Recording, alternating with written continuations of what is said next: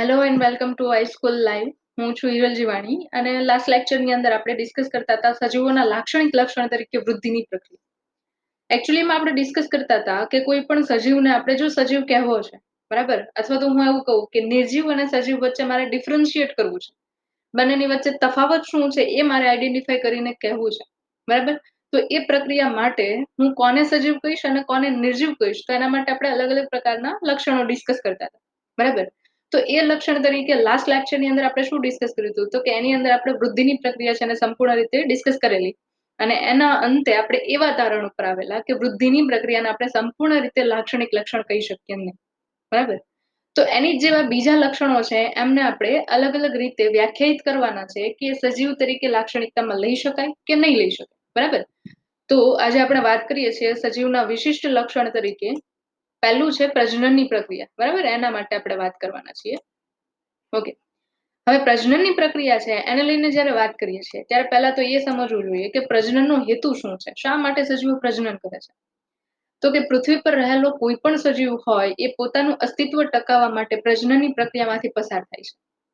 પોતાનું અસ્તિત્વ ટકાવવા માટે પ્રજનનની પ્રક્રિયામાંથી પસાર થાય ત્યારે એ પોતાના જનનિક દ્રવ્યને લાક્ષણિક રીતે એક પેઢીમાંથી બીજી પેઢીમાં આપે છે, બરાબર. અને આ રીતે જે પ્રજનનની પ્રક્રિયા થાય છે એના અંતે સજીવ પુખ્ત વયે પોતાના જેવો જ અથવા તો એનાથી અલગ હોય એવા પ્રકારના બીજા નવા સજીવનું નિર્માણ કરે છે અને આ સર્જન કરવાની જે પ્રક્રિયા છે એને આપણે કહીએ છીએ પ્રજનનની પ્રક્રિયા, બરાબર.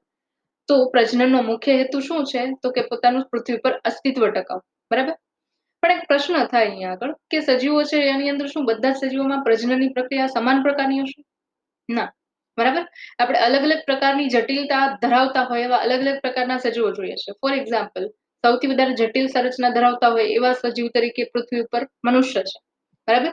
આના ઉપરાંત જોઈએ તો સસ્તન પ્રાણીઓ છે એમની જટિલતા છે એ સૌથી વધારે કહેવાય. ઓકે, તો એના આધારે અહીંયા આગળ સજીવો છે એમની અંદર મુખ્ય બે પ્રજનનની લાક્ષણિકતાઓ જોવા મળે છે. એક જે છે એમને કહીએ છીએ લિંગી પ્રજનન અને બીજું છે એમને કહીએ છીએ આપણે અલિંગી પ્રજનન. તો લિંગી પ્રજનન અને અલિંગી પ્રજનન આ બે છે એ મુખ્ય પ્રજનનની પદ્ધતિઓ છે. હવે વાત કરીએ કે બંને વચ્ચે મુખ્ય તફાવત શું છે, તો કે લિંગી પ્રજનન છે એની અંદર શું હોય, તો કે ઓછા વધતા પ્રમાણની અંદર જે સંતતિ નિર્માણ પામે છે, બરાબર, એ પિતૃઓ જેવી દેખાય છે પણ 100% પિતૃઓ જેવી દેખાતી નથી.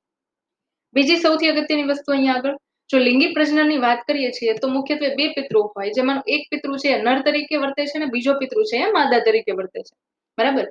તો અહીંયા આગળ બે પિતૃઓના અલગ અલગ જન્યુ, ફોર એક્ઝામ્પલ મનુષ્યની એક્ઝામ્પલ લઈએ આપણે. જો નર હોય તો એમની અંદરથી શુક્રકોષ આવશે અને માદા હશે તો અંડકોષ આવશે. બંનેની વચ્ચે ફલનની પ્રક્રિયા થઈને ફલિતાંડ બનશે અને 9 મહિનાના ગર્ભ વિકાસ બાદ નવી સંતતિ નિર્માણ પામશે. અને એ સંતતિ આપણે જોઈએ છીએ કે એમના નથી માતા જેવી હોતી દેખાવમાં, સેમ ટુ સેમ એવી ન હોય અને પિતા જેવી પણ ન હોય, બરાબર. તો એ પ્રક્રિયા છે એના આધારે આપણે સમજી શકીએ કે લિંગી પ્રજનન પ્રક્રિયા છે એ આબેહૂબ સંતતિઓ આપતી નથી, એનાથી થોડું અલગતા પણ આપે છે, રાઈટ. બીજું જોઈએ અહીંયા આગળ અલિંગી પ્રજનન પદ્ધતિ. તો એની અંદર માત્ર એક જ પિતૃ છે એ પ્રજનનની પ્રક્રિયાને અંતે એક સજીવનું નિર્માણ કરે છે, એક કે એક કરતા વધારે સજીવનું નિર્માણ કરે છે, બરાબર. અહીંયા આગળ લાક્ષણિક રીતે આપણે કદાચ એવું કહી શકીએ કે સજીવો છે પિતૃ જેવા દેખાતા હોઈ શકે. ફોર એક્ઝામ્પલ, અવખંડનની પદ્ધતિ છે, કલિકા સર્જનની પદ્ધતિ છે. તો એ બધાની અંદર જે સજીવો નિર્માણ પામે છે એ કેવા હોય, તો કે લાક્ષણિક રીતે એમના જે પિતૃઓ છે એમના જેવા એ લક્ષણો હોય છે, બરાબર.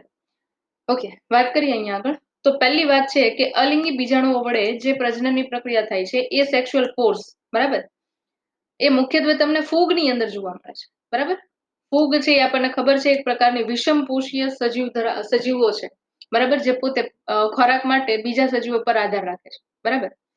ઓકે, અલિંગી બીજાણુઓ છે શું છે ને એના માટે પાછા નેક્સ્ટ ચેપ્ટર ની અંદર આપણે વાત કરવાના છે, ચેપ્ટર નંબર 2 ની અંદર, કે જેની અંદર ફૂગ સૃષ્ટિ આખી અભ્યાસમાં લેવાના છે.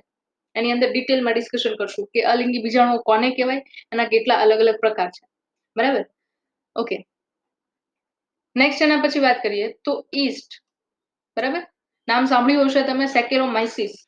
ઈસ્ટ જે છે એ એક પ્રકારની ફૂગ છે, બરાબર. અને એની એક ખાસ લાક્ષણિકતા છે કે એક કોષીય ફૂગ છે. અને બીજું અહીંયા આગળ છે હાઇડ્રા, એક પ્રકારનું પ્રાણી છે, અને બીજું અહીંયા આગળ છે જળવ્યાળ, બરાબર. તો હાઇડ્રા માટે ખાસ વાત કરીએ આપણે, તો હાઇડ્રા જે છે એ ખાસ કરીને અહીંયા આગળ પ્રાણી સૃષ્ટિનું પ્રાણી છે, જ્યારે ઈસ્ટ જે છે એ ફૂગ સૃષ્ટિનું સજીવ છે. એની અંદર ખાસ વાત કરું તો કલિકા સર્જનની પ્રક્રિયા વડે પ્રજનન જોવા મળે છે. બડિંગની પ્રોસેસ છે એના વડે પ્રજનન જોવા મળે છે. કલિકા સર્જન કોને કહેવાય? તો કે ફોર એક્ઝામ્પલ ધારો કે આ એક ઈસ્ટનો કોષ છે, બરાબર, અને આ ઈસ્ટના કોષનું કોષ કેન્દ્ર છે. ઓકે, હવે ધીરે ધીરે કરતા શું થશે તો કે આ જે ઈસ્ટનો કોષ છે ને એની અંદરથી નવા કોષનું નિર્માણ થવાનું ચાલુ થશે, બરાબર. અને એ નવો કોષ જે છે એ પણ આબેહૂબ ઈસ્ટની જે સંરચના છે એવા જ પ્રકારે કોષ કેન્દ્ર ધરાવતો હશે, બરાબર. આ રીતે તમને સંરચના જોવા મળે છે. આની અંદર ઘણા બધા પ્રકારે તમે જોઈ શકો કલિકાઓનું નિર્માણ થાય છે અને એના વડે નવા સજીવની વાત કરી શકીએ, બરાબર. તો ઈસ્ટની અંદર આ પ્રકારે તમને કલિકા સર્જનની પ્રક્રિયા જોવા મળે છે. સેમ એ જ પ્રકારે અહીંયા આગળ વાત કરું તો હાઇડ્રા જે છે એની અંદર પણ કંઈક આ જ રીતે કલિકાનું નિર્માણ થતું જોવા મળે. આપણે ટ્રાય કરીએ સમજવાની, બરાબર.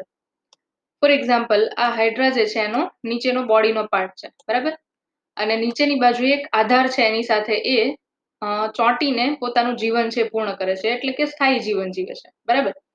તો ધારો કે આ એનો આધાર છે જેના ઉપર હાઇડ્રા છે એ જોડાયેલી છે.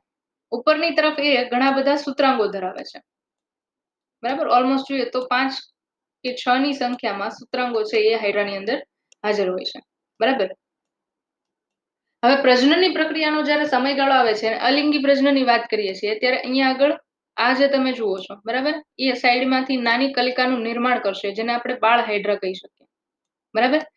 અને એ બાળ હાઇડ્રા છે આબેહૂબ જે તમે પિતૃ હાઇડ્રા જુઓ છો એની જેવી જ સેમ હોય છે. તો આ રીતે હાઇડ્રાની અંદર તમને કલિકા સર્જન અને ઈસ્ટની અંદર કલિકા સર્જનની પ્રક્રિયા વડે બડિંગની પ્રક્રિયા વડે અલિંગી પ્રજનન થતું જોવા મળે છે. ત્રીજું અહીંયા આગળ એક્ઝામ્પલ લઈએ તો એ છે અવખંડન પદ્ધતિ. અવખંડન પદ્ધતિ છે એ તમને ફૂગની અંદર અલગ અલગ પ્રકારે તંતુમય લીલ, મોસના પ્રતંતુઓ, ઓકે, અહીંયા ડિફાઇન કરી દઉં કે ફૂગ જે છે એ અલગ સૃષ્ટિ છે. તંતુમય લીલ જે છે, લીલ પણ એક અલગ સૃષ્ટિની અંદર આપણે ડિફાઇન કરીએ છીએ. મોસ જે છે એક પ્રકારની દ્વિઅંગી વનસ્પતિ છે કે જેમની અંદર પર્ણ અને મૂળ જેવી સંરચના હોય છે, મૂળ હોતા નથી, એટલા માટે એને આપણે દ્વિઅંગી વનસ્પતિ કહીએ છીએ. હવે અહીંયા આગળ પહેલી વાત સમજીએ ફ્રેગમેન્ટેશન, એટલે અવખંડન શું છે ને એ સમજીએ.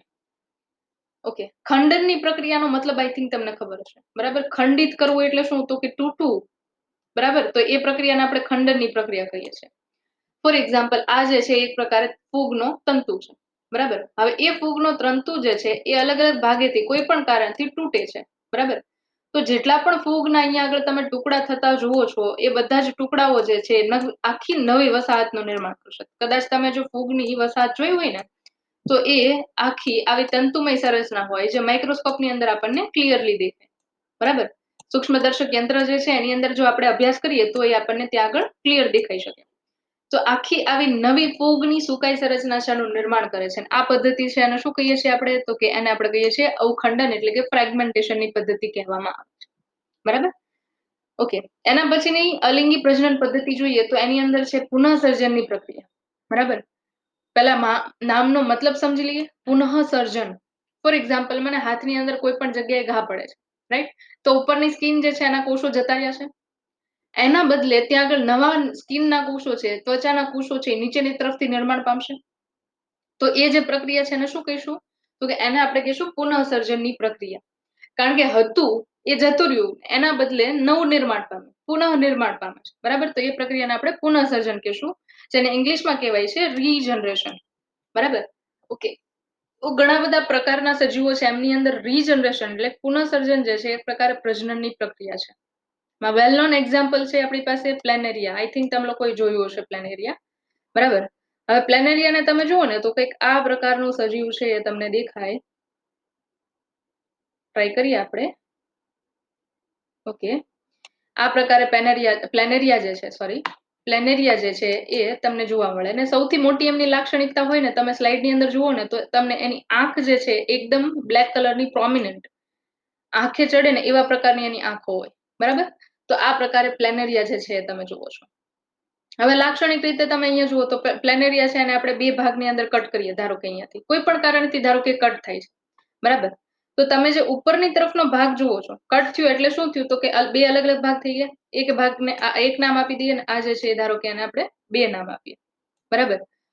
તો પહેલો ભાગ છે એની નીચેનો ભાગ છે એ બીજો ભાગ છે એ નિર્માણ કરશે સજીવ, બરાબર, એટલે કે આ ઉપરનો ભાગ છે એ ઓટોમેટિકલી નીચેનો ભાગ છે એને ધીરે ધીરે કરતા વિકાસ કરી નાખશે, અને જે બીજો ભાગ છે એ ખૂટતો ઉપરનો ભાગ છે એનું નિર્માણ કરશે, રાઈટ. એટલે આ ભાગ છે એ ઓલરેડી હાજર છે, ઉપરનો ભાગ અહીંયા આગળ ગેરહાજર છે. તો આ સજીવ છે એ પાછું શું કરશે, તો કે રીજનરેશનની પ્રક્રિયાની મદદથી આખા ઉપરના ભાગનું નવા નિર્માણની પ્રક્રિયામાંથી પસાર કરશે, બરાબર. તો એ પ્રકારે જે ખૂટતા ભાગો છે, ગુમાવેલા ટુકડાઓ છે, એમનું આખા સજીવની અંદર રૂપાંતરણ કરવાની જેમની અંદર ક્ષમતા છે એ પ્રજનન પદ્ધતિ છે, અલિંગી પ્રજનન પદ્ધતિ, જેને આપણે નામ આપીએ છીએ પુનઃસર્જનની પ્રક્રિયા, રીજનરેશન, બરાબર. મનુષ્યની અંદર રીજનરેશન જોવા મળે છે, ખાલી સૌથી વધારે રીજનરેશન હોય, પુનઃસર્જન પાવર હોય તો એ કોની પાસે છે, તો કે યકૃતની પાસે છે, અને એના પછી કિડની અને સ્કિન, બરાબર. એની અંદર રીજનરેશન સૌથી વધારે જોવા મળશે. બાકી આપણી અંદર એવી ક્ષમતા નથી કે આ પ્લેનેરિયાની જેમ આપણે બધા જ અંગો છે નવા વિકસાવી શકીએ, બરાબર, એવી આપણામાં ક્ષમતા નથી. ઓકે, નેક્સ્ટ વાત કરીએ તો મુખ્ય આપણે જોઈ કેટલી પદ્ધતિ, 4 પદ્ધતિ જોઈ અલિંગી પ્રજનન સ્વરૂપે. પહેલું સૌથી પહેલા જોયું આપણે અલિંગી પ્રજનન પદ્ધતિ છે, એમની અંદર અલિંગી બીજાણુ. બીજું અહીંયા જોયું આપણે કલિકા સર્જન. ત્રીજું આપણે જોયું અવખંડન. ચોથું આપણે અહીંયા આગળ જોયું છે પુનઃસર્જન, બરાબર. હજી આની અંદર ઘણા બધા અલગ અલગ પ્રકાર આવે છે, જે આગળ જેમ જેમ ચેપ્ટર ચાલતા જશે એમ એમ તમને અલિંગી પ્રજનન વિશે વધારે માહિતી મળશે. ઓકે, હવે અહીંયા આગળ કોષ વિભાજનની પ્રક્રિયા છે ને, એને જ આપણે એક કોષીય સજીવમાં પ્રજનનની પ્રક્રિયા તરીકે વ્યાખ્યાયિત કરીએ છીએ. કેમ? તો પ્રજનનનો મુખ્ય હેતુ શું હોય, તો કે ધારો કે અહીંયા આગળ એક કોષ છે, બરાબર, આ એનું કોષ કેન્દ્ર. હવે એ કોષ જે છે એનું કોષ વિભાજન થાય છે, બરાબર. એટલે એમાંથી શું થશે, તો કે 2 નવા કોષોનું નિર્માણ થશે, બરાબર. આ એક બાળકોષ અને આ બીજો બાળકોષ, બરાબર. આ 2 કોષોનું નિર્માણ થાય છે, રાઈટ. હવે બંને કોષો જે છે એ પિતૃકોષમાંથી નિર્માણ પામે. આ પિતૃકોષનું અસ્તિત્વ રહેતું નથી, બરાબર, કારણ કે એ જ પોતે બંને સંતતિ બાળકોષોની અંદર રૂપાંતરિત થઈ જાય છે, રાઈટ. તો એક અંશે જોઈએ તો આપણે એવું જોઈ ગયા કે કોષોની સંખ્યામાં જે કોષ વિભાજન વડે વધારો થાય છે એને આપણે વૃદ્ધિની પ્રક્રિયા કહીએ છીએ. તો એનો મતલબ એવો થયો કે એક કોષીય સજીવોની અંદર પ્રજનનની પ્રક્રિયા છે એ જ વૃદ્ધિની પ્રક્રિયા છે એવું કહી શકીએ. એટલા માટે જ અહીંયા કીધું છે કે એક કોષીય સજીવોમાં પ્રજનનની પ્રક્રિયા છે એને વૃદ્ધિ સાથે સરખાવવામાં આવે છે, બરાબર. તો આ લાક્ષણિક રીતે એક કોષીય સજીવની વાત કરી. ઓકે, હવે ફરીથી આપણા એન્ડિંગ ઉપર જઈએ છીએ આ ટોપિકના. વાત એવું હતી કે સજીવ છે એમના લક્ષણ તરીકે આપણે પ્રજનન લઈ શકીએ કે નહીં, બરાબર. તો અહીંયા કેટલાક અપવાદ છે કે જે લોકો પ્રજનન કરવા માટે સક્ષમ નથી, બરાબર. જો કોઈ પણ રીતે શારીરિક રીતે ખામી હોય અને એના કારણે પ્રજનન કરવા માટે કોઈ પણ સજીવ સક્ષમ નથી, તો એને આપણે વંધ્ય કહીએ છીએ, બરાબર. સ્ટરાઇલ ઓર્ગેનિઝમ એટલે કે વંધ્ય સજીવો કહેવાય. ફોર એક્ઝામ્પલ ખચ્ચર. આઈ થિંક ખચ્ચર તમને યાદ હશે, 10th ની અંદર આવી ગયું હશે. ઘોડા અને ગધેડાની વચ્ચે જ્યારે સંકરણ કરાવવા માટે, બરાબર, એટલે કે હોર્સ એન્ડ ડોંકી, આ બંનેની વચ્ચે જ્યારે સંકરણ કરાવવામાં આવે ત્યારે એમના વડે જે નિર્માણ પામે છે એને આપણે નામ આપીએ છીએ ખચ્ચર, એટલે કે એને ઇંગ્લિશમાં કહેવાય છે મ્યુલ, બરાબર. તો એ પોતે પ્રજનન કરવા માટે સક્ષમ નથી, એટલા માટે એને વંધ્ય કહેવાય છે. બીજું છે અહીંયા આગળ વંધ્ય કામદાર માખી, સ્ટરાઇલ વર્કર બી. હવે તમે હની બીસ એટલે કે મધમાખીનું નામ સાંભળેલું છે, બરાબર. અને મધમાખી જે છે એની અંદર ખાસ કરીને વાત કરીએ તો એમાં તમે 3 પ્રકારની અલગ અલગ માખી જુઓ છો. પહેલી જે છે એમને આપણે કહીએ છીએ કામદાર મધમાખી, બરાબર. હવે કામદાર માખી છે ને એક પ્રકારની માદા માખી છે, પણ એની અંદર કેટલાક ભૌતિક અવરોધો છે અને કેટલાક રાસાયણિક અવરોધો છે જેના કારણે પ્રજનન કરવા માટે સક્ષમ નથી. કયા કયા કારણો છે એ પાછા ચેપ્ટર નંબર 6 સ્ટાન્ડર્ડ 12 ની અંદર આપણે જોશું, બરાબર. નેક્સ્ટ એના પછી જોઈએ તો અહીંયા આગળ કામદાર માખી સિવાય જોઈએ તો બીજી માખી આવે એને કહેવાય ડ્રોન, એટલે કે નર માખી છે, બરાબર, જે શુક્રકોષો ઉત્પન્ન કરશે. અને ત્રીજી માખી છે એને ક્વીન કહીએ છીએ, આપણે રાણી કહીએ છીએ, જે માદા માખી છે, બરાબર. તો ક્વીન જે છે એ પોતે સ્ટરાઇલ નથી, એ પોતે કેવી છે, ફળદ્રુપ છે, એટલે એ ઈંડા મૂકી શકે છે. પણ આ જે કામદાર માખી છે એ પોતે સ્ટરાઇલ છે, એ વંધ્ય છે, બરાબર. તો ત્રીજું અહીંયા એક્ઝામ્પલ લઈએ તો વંધ્ય હોય એવું માનવ યુગલ, બરાબર. મનુષ્યની અંદર નર અને માદા, સ્ત્રી અને પુરુષ બંને હોય છે, બરાબર. એમાંથી ધારો કે કોઈ પણ એકની અંદર જનનિક રીતે કે પછી શારીરિક રીતે કે પછી કોષોને લઈને કોઈ પણ પ્રકારની અનિયમિતતા છે, તો એના કારણે પોતે પ્રજનનની પ્રક્રિયાના અંતે સંતતિ ઉત્પન્ન કરવા માટે સક્ષમ નથી. પણ તમે જોવો છો કે પૃથ્વી ઉપર જીવન જીવે છે, તો શું આપણે એમને સજીવો નહીં કહીએ? ના, એ શક્ય નથી. કારણ કે તમે જુઓ છો મનુષ્ય તરીકે કોઈ પણ વંધ્ય કપલ છે કે પછી વર્કર હોય કામદાર માખી હોય, બરાબર, કે પછી ખચ્ચર હોય, એ તમે જુઓ છો કે સજીવ તરીકે ઘણી બધી લાક્ષણિકતાઓ ધરાવે છે, માત્ર એમની અંદર પ્રજનનનું લક્ષણ જ નથી. એટલા માટે બધા જ સજીવોના લાક્ષણિક લક્ષણ તરીકે પ્રજનન ગણી શકાય નહીં. કારણ કે પ્રજનન એ સંપૂર્ણ રીતે વ્યાખ્યાયિત કરી શકાય એવું સજીવનું લક્ષણ નથી. બરાબર? તો આ પ્રક્રિયા જે છે એના માટે આપણે વાત કરી. અંતે આપણે એવા તારણ પર આવીએ છીએ કે પ્રજનનને સંપૂર્ણ રીતે સજીવના લાક્ષણિક લક્ષણ તરીકે લઈ શકાય નહીં. રાઈટ? ઓકે. હવે અહીંયા વાત કરી છે નિર્જીવ પદાર્થો આપમેળે પ્રજનનની સ્વયંજનન પામવાની ક્ષમતા ધરાવતા નથી. ઓકે, આ વસ્તુ ટ્રુ છે. બરાબર? એના આધારે આપણે એવું કહી શકીએ કે કોઈ પણ સજીવ હોય, બરાબર, એ પ્રજનનની પ્રક્રિયા કરે છે. પણ અહીંયા નિર્જીવ પદાર્થો માટે વાત કરીએ તો એ ઓટોમેટિકલી એકમાંથી બેનું મેન્યુફેક્ચરિંગ નહીં થઈ જાય. ફોર એક્ઝામ્પલ, મારી પાસે એક ટેબલ છે તો ઓટોમેટિકલી એક ટેબલમાંથી બે ટેબલ નહીં થઈ જાય. રાઈટ? એનું મેન્યુફેક્ચરિંગ થશે કોઈ પણ ફેક્ટરીની અંદર કે કોઈ પણ વર્કર્સ દ્વારા. બરાબર? તો કહેવાનો મતલબ એવું છે કે નિર્જીવ પદાર્થો ઓટોમેટિકલી સ્વયંજનન પામીને એકમાંથી બે પદાર્થ નહીં બનાવે. પણ હા, સજીવો બનાવે છે, પણ એમાં કેટલાક અપવાદ છે. તો આના અંતે આપણે એવું કહી શકીએ કે સંપૂર્ણ રીતે સજીવના લાક્ષણિક લક્ષણ તરીકે પ્રજનનને લઈ શકાય નહીં. રાઈટ? નેક્સ્ટ આના પછીના લેક્ચરની અંદર આપણે ડિસ્કસ કરશું કે ચયાપચય છે એમને સંપૂર્ણ રીતે સજીવના લાક્ષણિક લક્ષણ તરીકે લઈ શકાય કે નહીં. બરાબર? જેના અંતે આઈ થિંક મને લાગે છે કે આપણા સજીવ તરીકેના લક્ષણનું ડિસ્કશન છે એનો આન્સર આપણને મળી જશે. ઓકે? તો વાત કરીએ અને મળીએ આવતા લેક્ચરની અંદર. Right? Okay, bye bye and take care.